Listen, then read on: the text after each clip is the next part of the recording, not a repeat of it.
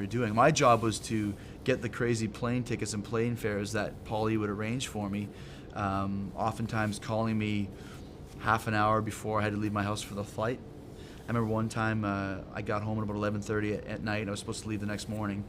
And there's very few flights from Calgary to get into Philly in time, and I called him every hour, 11:30, no answer, 12:30, no answer, 1:30, left a message, 2:30, 3:30, 4:30.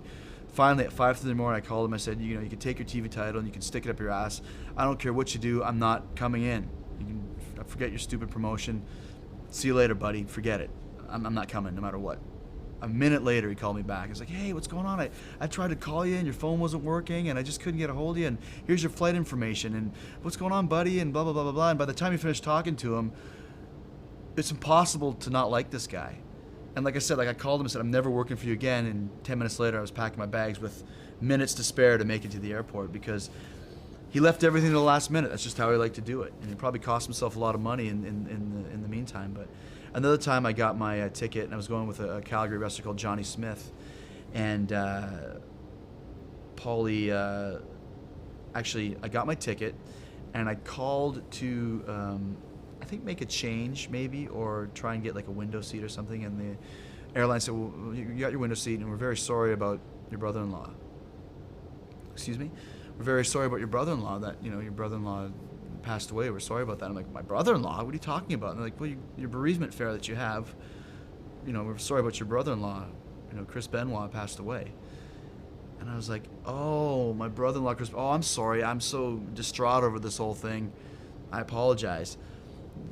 This jackass waited so long, he bought a bereavement fee, which is a plane fare that you buy when somebody passes away. You get a half-price ticket.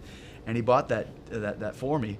And then, so me and Johnny Smith were trying to figure out how we'd be related, how our brother-in-laws died, and if we're the family going. It's like, how, if your brother-in-law died and it's the same brother-in-law, are we related? Or are we brothers? Or are his sisters? Like, I don't know. So.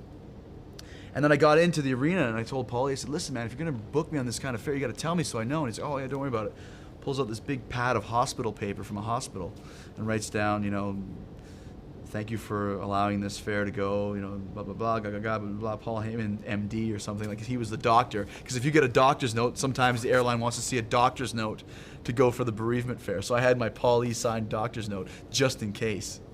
I don't even know if you can tell that story, but that's kind of was my job, to put up with all the bullshit to get there. And then you show up for the match and it would be the best time ever and it was all worthwhile. That's a great story. Benoit told the same story too about his stuff. Well, the best thing was, you know, it was my brother-in-law, Chris Benoit, was the inside rib. It's like, ha ha ha. So we all went through